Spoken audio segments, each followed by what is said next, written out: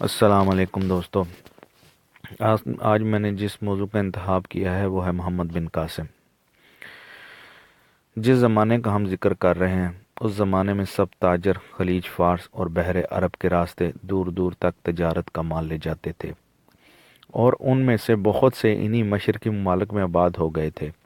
ایک دفعہ لنکا سے ایک جہاز بصرہ جا رہا تھا جس میں بہت سے قیمتی تحفے تحائف کے علاوہ یتیم بچے اور بیوہ عورتیں بھی تھیں.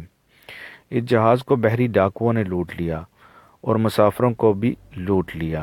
جب اموی خلیفہ ولید بن عبد المالک کے گورنر حجاج بن یوسف کو یہ خبر ملی تو اس نے سندھ کے راجہ داہر کو خط لکھا کہ ڈاکوؤں کو سزا دو اور تجارتی سامان اور مسافروں کو ہمارے پاس بھیج دو. راجہ داہر نے جواب میں لکھا کہ میں ڈاکوؤں کا کوئی انتظام نہیں کر سکتا.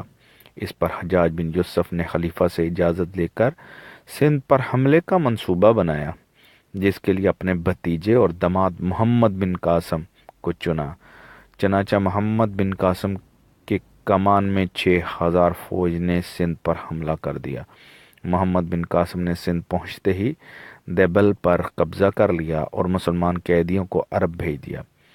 اس کے بعد بہت سی لڑائیاں ہوئیں اور آخر کار راجہ داہر کے 60,000 فوج جس میں جنگی ہاتھی بھی کو شکست. جون 721 ہجری کو راجہ داہر مارا گیا اور سندھ پر 20ویں اور محمد بن قاسم کی حکومت ہو گئی.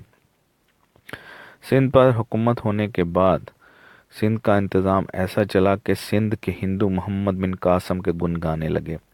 چنانچہ بہت سے ہندو فوج میں شامل ہو گئے. محمد بن قاسم نے ہندوؤں کو پوری آزادی دے رکھی تھی. حکومت کا زیادہ کام ہندوؤں کے سپرد تھا. محمد بن قاسم فتح کے شادیانے بجاتا جب ملتان پہنچا تو خبر ملی کہ حجاج بن یوسف انتقال کر گئے ہیں. واپس پہنچنے پر عراق کے گورنر نے انہیں گرفتار کر لیا اور جیل میں ڈال دیا اور پھر بعد میں ان کو قتل کروا دیا گیا. دوستو، اگر آپ کو یہ ویڈیو پسند آئی ہے تو اس کو ضرور لائک کیجیے گا. بہت شکریہ.